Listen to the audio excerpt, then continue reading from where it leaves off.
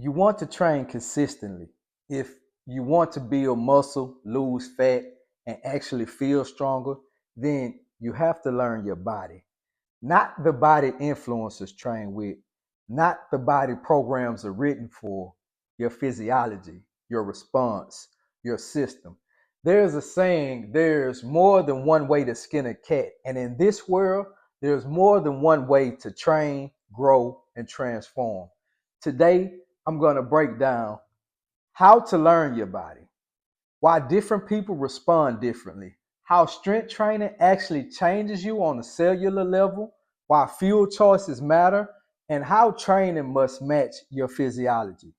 Project Rebuild is about rebuilding yourself from the inside out, body, mind, and discipline. Let's get into it. Before we talk about training styles, we need to understand the foundation. Strength training is not just for looks. It changes your biology. It reverses aging. It protects your life. Here's what the research shows. It lowers the risk of type 2 diabetes and cardiovascular disease. It promotes muscle growth and retention, which is your fountain of youth. It improves cognitive function, memory, and concentration. It prevents age-related illnesses like Alzheimer's and dementia. It lowers the risk and severity of depression and anxiety. Strength training is not optional if you want to live well. It's medicine. It is protection. It is preservation. And as we age, we naturally lose muscle, bone density, and strength. Strength training slows down and can even reverse that decline. This is why we train, not just to look better, but to become harder to kill. People respond differently to training, and a big part of that is body type. There are three common somatotypes. Ectomorphs naturally lean, burn fat easily. They struggle to build muscle. Mesomorphs naturally muscular and build easily. And endomorphs gain muscle easily but hold on to fat even more easily. But here's the truth, your body shape is not fixed. Strength training can reshape it. However, how you respond to training will differ. Some people thrive on extreme routines, others on moderate, consistent ones. The key is understanding what your body responds to best, what fuels your strength, what drains your performance. That's your blueprint. To train correctly, you need to understand your machine.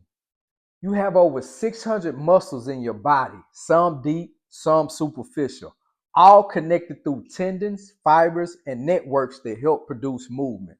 Muscles contract in three ways: eccentric, lengthening under tension; concentric, shortening; isometric, tension with no movement. They work in antagonistic pairs. One muscle pulls, the other controls. This is why form matters. This is why mind muscle connection matters. This is why tension matters. Muscle grows when protein synthesis exceeds breakdown. But what triggers growth? Three primary stimuli: mechanical tension, the tension placed on a muscle fiber during training. This is the number one driver of hypertrophy. Metabolic stress, the burn, the pump, the accumulation of byproduct inside the muscle. Muscle damage, microscopic tears that the body repairs to make the muscle stronger. These three work together. Mechanical tension recruits motor units. Metabolic stress slows fiber shortening, increasing tension. And muscle damage signals repair. Your nervous system chooses which fibers to activate, slow twitch or fast twitch, based on the load and demand. This is why different training styles affect different people differently.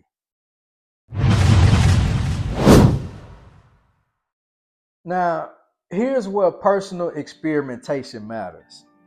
One of the biggest lessons I learned about myself is I perform best on carbs. Carbs get a bad reputation, but for performance, better pumps, better output, better strength, better fullness, better recovery. Carbs are your body's most efficient fuel source. When I lowered carbs, I lost 4 to 5 pounds in a day, but it wasn't fat. It was water and glycogen leaving my muscles, and my performance tanked. That's when I learned high performance are from carbs.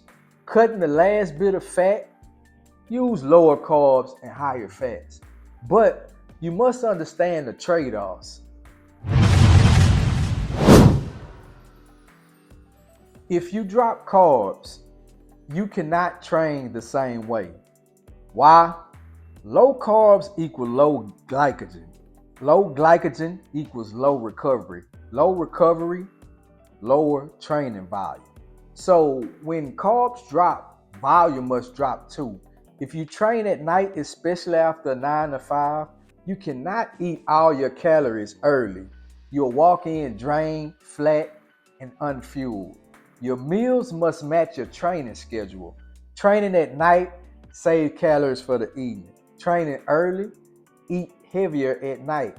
Your body responds to timing as much as to what you eat.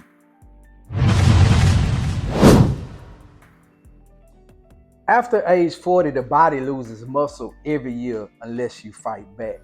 This is where strength training becomes a shield. Satellite cells, the stem cells of your muscle, help repair, rebuild, and remodel muscle fibers, but they must be activated through resistance training. Strength training prevents sarcopenia, muscle loss, prevents dynapenia, strength loss, maintains power and mobility, and improves quality of life. Training is not just about today, it's an investment in your future self.